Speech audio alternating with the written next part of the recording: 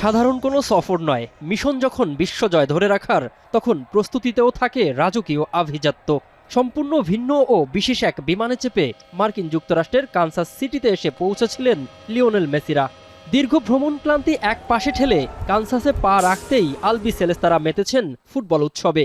কাতার বিশ্বকাপ জয়ের পর কোপা আমেরিকা জয়, তারপর বাছাই পর্বের দাপট ধরে রেখে এবার লক্ষ্য বিশ্বকাপের চূড়ান্ত মহড়া।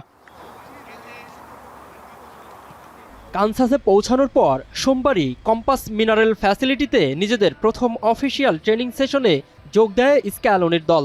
বিমানবন্দরে নামার পর থেকেই খেলোয়াড়দের চোখে মুখে ছিল চনমনে ভাব। আর মাঠে নামতেই গুরু স্ক্যালোনি তাদের মাতিয়ে তুললেন কঠিন অ্যাসাইনমেন্টে।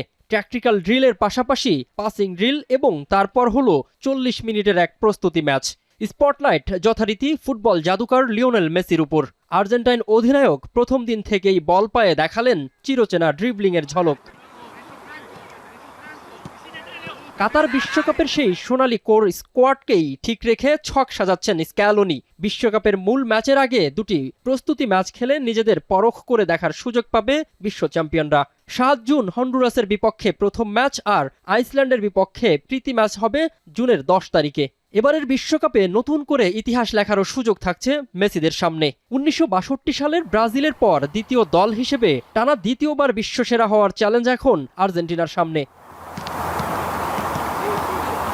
বিশেষ বিমানে চড়ে শুরু হওয়া এই রাজকীয় মিশন কি শেষ হবে আরও একটা সোনালী ট্রফিতে? স্ক্যালোনির এই অপরাজেয় বাহিনী কি পারবে ইতিহাসের পাতায় নিজেদের অমরত্বকে আরও এক ধাপ উঁচুতে নিয়ে যেতে? কোটি ভক্তের প্রত্যাশার পারদ উঁচুতে রেখে কানসাসের এই প্রথম অনুশীলন যেন দিচ্ছে এক নতুন মহাকাব্যের ইঙ্গিত।